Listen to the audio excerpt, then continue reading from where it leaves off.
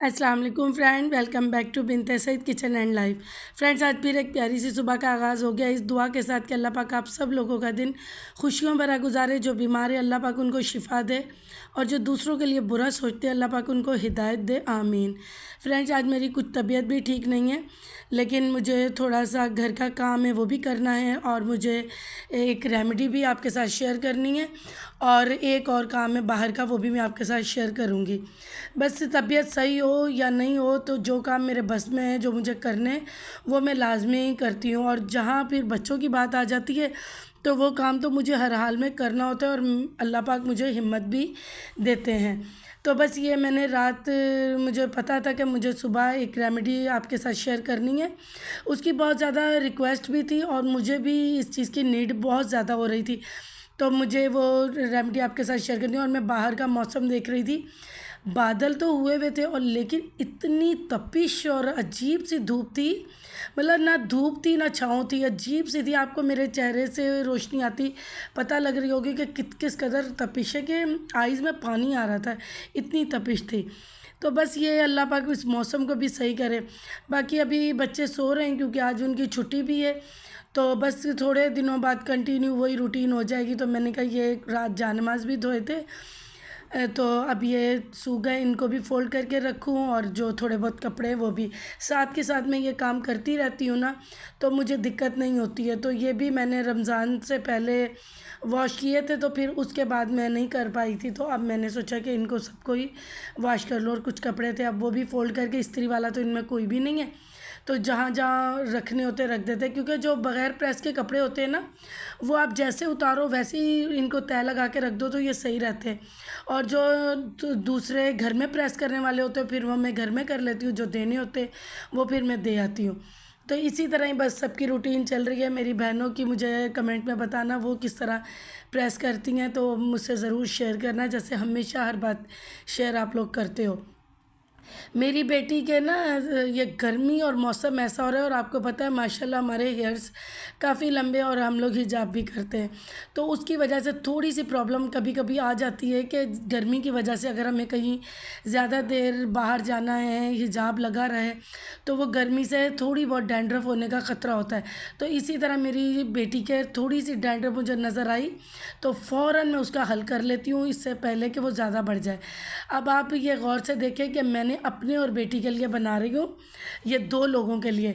और हमारे हेयर्स कितने लंबे वो आपको पता है। अब आपने, अगर आपके हेयर कम है, तो आप इन चीज़ों को थोड़ा कम कर दें। अगर आप लोग ज़्यादा हैं, तो इन चीज़ों को आप डबल कर लें। अब मैंने 2 मीडियम साइज़ के प्याज लिए हैं, एक मैंने छीले बगैर काट के डाला है, अगर कोई छीले बगैर डालना चाहे, और एक मैंने छील के डाला है। और उसके बाद मैं 2 चम्मच सिकाकाई पाउडर, ये पंसार से मिल जाएगा सिकाकाई पाउडर, तो वो दे देंगे आपको, तो वो आप ले 2 चम्मच आपने वो डालने हैं। और इसमें आपने 1 छोटा कप पानी का डाल के इसको ग्राइंड कर लेना है। आप देखिएगा कि 5 से 6 मिनट ये अच्छे से ग्राइंड हो, कि आपको पता चल जाएगा कि अच्छे से ग्राइंड हो रहा है। और आप ये देखें किस तरह झाग बने, यही असल सिकाकाई की पहचान है, कि उसमें एक फ्लफ़ी सा टेक्सचर आ जाता है। ये देखिए अब किस तरह ये सिकाकाई, आंवला, रीठा, इन सब में इसी तरह ही आपको मिलेगा, लेकिन हमें सिर्फ इस रेमेडी में सिकाकाई चाहिए। अब मैं इसको एक बाउल में निकालूंगी। आप कोशिश, ये देखिए मैंने इस तरह बनाया, 2 मिनट आप रखेंगे ना, तो ये झाग नीचे बैठ जाएगी। थोड़ी बहुत जो इसका बुरादा सा है वो है, और ये खुली मेहंदी, आम सिंपल केमिकल और कलर से पाक ये मेहंदी है, बिल्कुल खुली मेहंदी। और आपने ये ध्यान रखना है कि बाउल आपने स्टील का या लोहे का लेना है। अगर इन दोनों में से आपके पास कोई ना हो, तो आप शीशे का लीजिएगा। सिल्वर आप बिल्कुल यूज़ नहीं कीजिएगा, सिल्वर बिल्कुल हमारे बालों के लिए सही नहीं है। अब ये देखिए ये कितना अच्छे से मैंने ग्राइंड किया है। और अब इसको मैं, जो नेट होती है, आप शेफून भी ले सकते हो, नेट भी ले सकते हो, तो मैं नेट यूज़ कर रही हूँ। तो आपने वही जो सिंपल एक नेट है मेरी, आप रेमडीज़ में मैं यूज़ करती हूँ, आपने उसको बिछाना है, और उसके बाद ये जो लिक्विड है इसको अच्छे से डाल लेना है।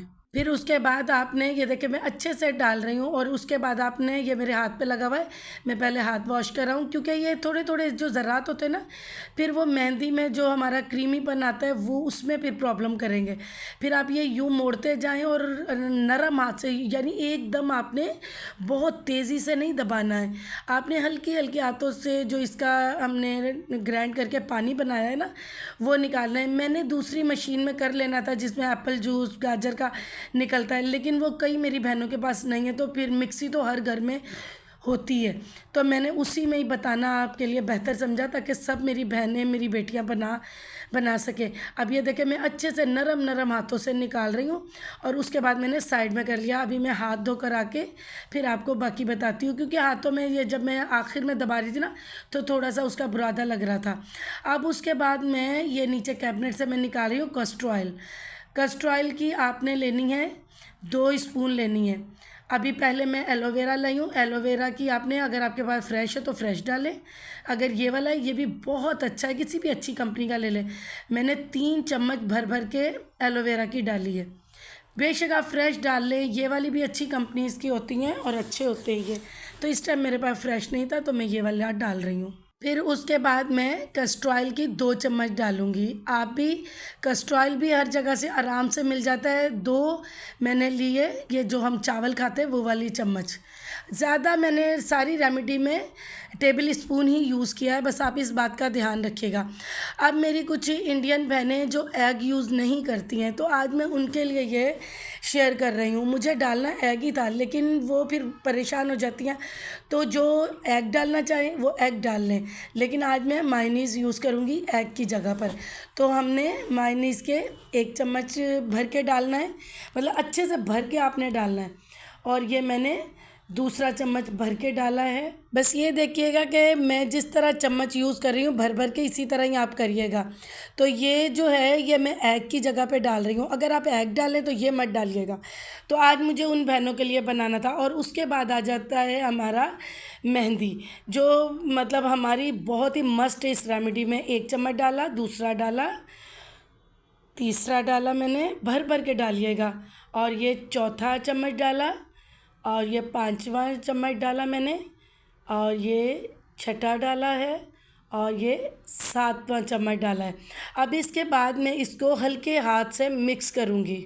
कभी भी आप कुछ भी इस तरह का बना रहे हो, या बेसन बना रहे हो, या मेहंदी बना रहे हो, आप सिर्फ ये गोलाई में नीचे दबा के चम्मच को ना गोलाई में फेरते जाए, ये खुद ब खुद मिक्स होता जाएगा, और इतना क्रीमी इसका टेक्सचर बनता जाएगा। अगर आप हाथों से करोगे, या आप पहले मेहंदी को नीचे दबाओगे, तो ये ना तो गुठलियाँ सी बन जाएंगी। आप बस चम्मच जैसे नीचे पड़ा हुआ है ना, उसी को गोलाई में दबा के ना नीचे की तरफ और गोल घुमाते जाएं, इतना ये प्यारा क्रीमी सा ये देखे बनता जा रहा है। मुझे कुछ इसमें ज़्यादा मेहनत नहीं करनी पड़ी, और ये इतनी अमेजिंग रेमेडी है। एक तो आपके बालों को इतना सॉफ्ट और मुलायम करेगी, दूसरा आपको डैंड्रफ से कई कई महीनों तक जान छूट जाएगी। बस मुझे ये होता है हल्का सा भी मैं इस तरह देखती हूँ ना कि बाल अगर गिरने लगे, ज़ाहिर है हमारे साथ भी आपके तरह प्रॉब्लम्स रहती हैं। अभी मैं ये इसमें 2 चम्मच और डालूँगी, क्योंकि ये मुझे भी लगाना है और बेटी के भी लगाना है। बेटा इसलिए नहीं लगाता, कई लोगों को मेहंदी के का हल्का हल्का कलर आया पसंद होता है, कई बॉयज़ को नहीं पसंद होता है। तो मेरा बेटा को ना मेहंदी तो पसंद है कि वो लग जाए, लेकिन वो कहते हैं इसका कलर ना आए, तो वो जाहिर सी बात है नेचुरल मेहंदी का थोड़ा बहुत तो कलर आएगा। और फिर दूसरी बात, ये मैंने 2 चम्मच और मेहंदी के डाल लिए। अब आपने इसमें पानी बिल्कुल यूज़ नहीं करना। अब हमें इसको अपने हिसाब से जो पतला करना है बालों में लगाने के लिए, तो हमने दूध का यूज़ करना है। चाहे आप वो टेट्रा पैक यूज़ कर लें, चाहे आप वो फ्रेश दूध यूज़ कर लें, बेशक क्रीम वाला हो, आप वो कर सकते हैं।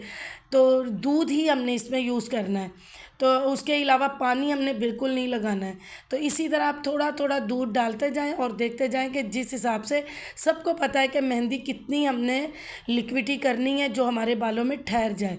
तो आप ये देखें मैं इसी तरह कर करके गोल गोल घुमा के ये इसको अच्छे से बना लूँगी। बस इसी तरह ही मैंने पहले भी आपको कहा है कि हमारे साथ भी प्रॉब्लम्स होती हैं, कभी डैंड्रफ हो जाती है, कभी हेयर फॉल थोड़ी बहुत हो जाती है। हेयर फॉल हमारे कम होती है, और दूसरा दूसरा कभी बाल गिरने लग जाते हैं, तो ज़ाहिर सी बात है इंसान के जिस्म में कोई ना कोई कमी होती है। देखिए रेमेडीज़ जो आप यूज़ करते हो ना, तो इसके साथ साथ आपको हेल्दी डाइट भी लेनी होगी।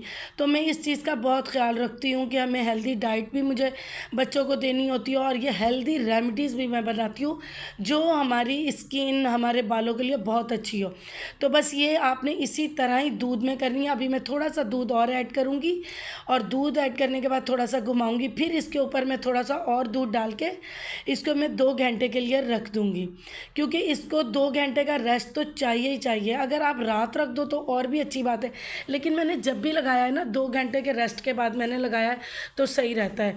अभी मैं ये 2 घंटे रखने के बाद मुझे बहुत ज़रूरी है काम है, तो मुझे वहाँ जाना है, तो फिर आकर मैं ये मतलब लगाऊंगी, फिर आपके साथ शेयर भी करूंगी। तो आप जैसे मैं जो रेमेडी यूज़ करती हूँ ना, मेरी इतनी हेयर्स की रेमेडी है, वैसे ही आप यूज़ करें। अभी मैं जा रही हूँ बेटी को लेके, क्योंकि मुझे उसी के हेयर्स पे अप्लाई करना है। तो अभी मैं जा रही हूँ उसको लेके, क्योंकि उसकी क्लासेस शुरू होने में थोड़े दिन रह गए, तो बुक्स लेनी है। तो फिर बुक्स का ये होता है कि वो ख़त्म हो जाती हैं, फिर बहुत प्रॉब्लम होती है लेने करने में, क्लासेस शुरू हो जाती है। तो अब मैं वहाँ जा रही हूँ लेने के लिए, और ये मैं व्लॉग कंटिन्यू रखूँगी। अब मैं नेक्स्ट व्लॉग में आपको ये अप्लाई करके और इसका रिज़ल्ट आपको दिखाऊँगी, क्योंकि फिर व्लॉग बहुत लंबा हो जाएगा, और मेरी भी कुछ तबीयत ऐसी ही हो रही है। तो चलिए हम लोग चलते हैं अभी स्टोर में, क्योंकि देखिए इसी के मैंने लगाना है, और ये मेरे साथ जा रही है। मैंने जब भी जिस बच्चे की चीज़ लेनी होती है ना, उसको मैं साथ रखती हूँ, क्योंकि मुझसे ज़्यादा उनको पता है कि उनके लिए कौन सी चीज़ें ज़्यादा सही हैं, वो अपने हिसाब से लेते हैं। अब ये देखिए हम बुक स्टॉल पे आ गए हैं। ये शोरूम इतना बड़ा है, और ये देखिए बाहर भी बहुत सारे स्कूलों की कॉपीज़ और वो पैकेट बन रहे हैं। अंदर भी इतना रश था और बाहर भी। और मैंने एक ये चीज़ देखी, जिनके छोटे बेबीज़ हैं या किसी को गिफ्ट देना है, तो ये पूरा कलरिंग का बॉक्स है। एक्सपेंसिव भी काफ़ी है, लेकिन क्वालिटी वाइज ना इसकी रेट बिल्कुल सही है, और 10% डिस्काउंट भी दिया है। ये देखिए कैरी ऑन्स हैं, मार्कर्स हैं, पॉइंटर हैं, कलर पेंसिल्स है, पेंटिंग्स है, और दूसरी तरफ बहुत वैरायटी चीज़ों की थी। लेकिन वो सारा आधा स्टाफ जो था ना, वो खाना खा रहा था, तो मैंने मुनासिब नहीं समझा उस तरफ से शूट करना।